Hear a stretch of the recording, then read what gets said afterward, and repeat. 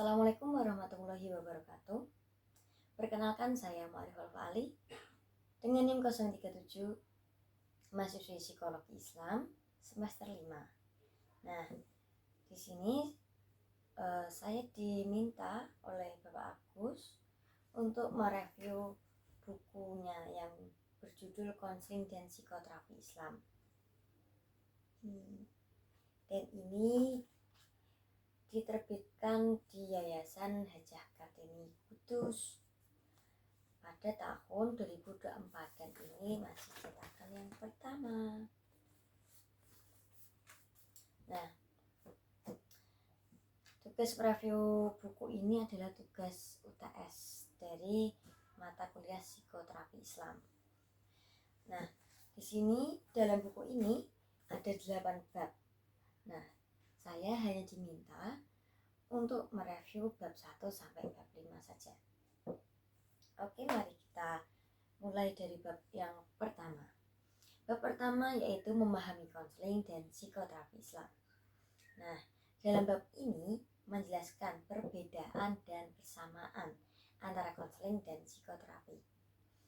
Nah, konseling Islam lebih fokus pada nasihat dan bimbingan berdasarkan Al-Quran dan Sunnah. Sementara psikoterapi Islam itu menggunakan teknik-teknik khusus untuk membantu seseorang mengatasi masalah mental dan emosional. Konseling dan psikoterapi Islam bertujuan untuk membantu orang mengatasi masalah hidup dan mencapai keseimbangan jiwa. Keduanya menekankan pentingnya nilai-nilai Islam dalam proses penyembuhan. Selanjutnya bab kedua nih. Bab kedua ini yaitu manusia dalam pandangan Islam. Pada bab ini membahas mengenai hakikat manusia dalam Islam. Manusia diciptakan sebagai makhluk yang sempurna dengan aspek fisik, mental, sosial, dan spiritual. Nah, manusia ini juga memiliki potensi untuk dalam hal kebaikan dan kejahatan. Nah, manusia membutuhkan bimbingan dan dukungan untuk mencapai potensi terbaiknya. Islam memberikan panduan untuk memahami dan mengelola potensi manusia.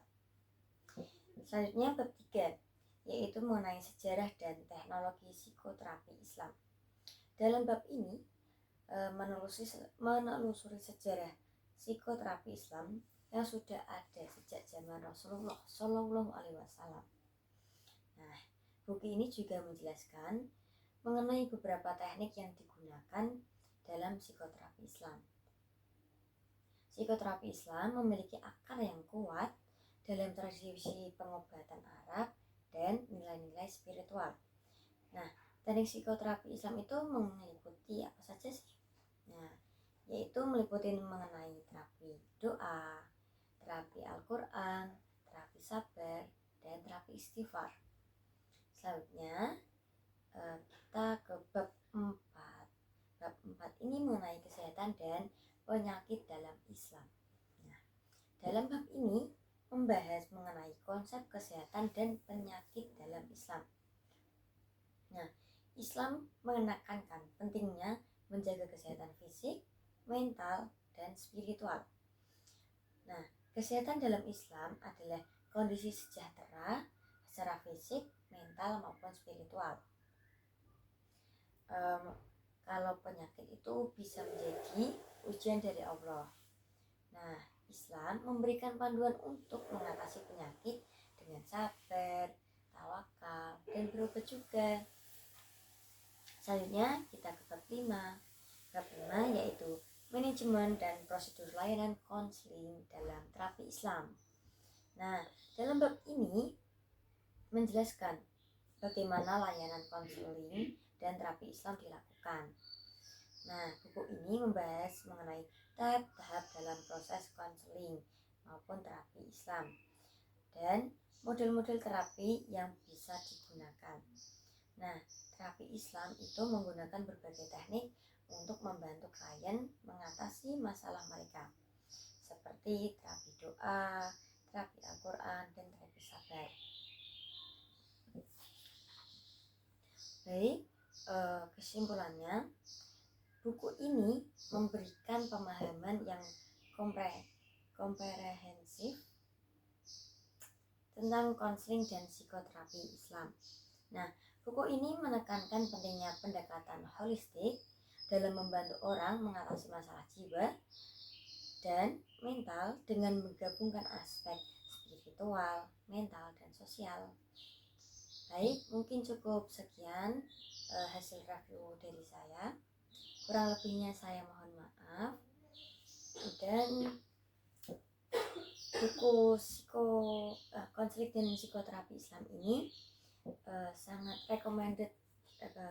direkomendasikan untuk kalangan mahasiswa maupun dosen untuk sebagai bahan referensi nih, dan untuk bahan pembelajaran. Nah, menurut saya kelebihannya buku ini menggunakan bahasa yang mudah dipahami dan ringkas juga, tipis dan mudah dibawa kemana-mana. Jadi untuk membaca pun tidak malas. Kalau yang tebal-tebal kan biasanya malas nih. Nah, kalau ini kan tipis dan mungkin lebih enak lah untuk dibawa kemana-mana. Mungkin cukup sekian dari saya. Terima kasih. Wassalamualaikum warahmatullahi wabarakatuh.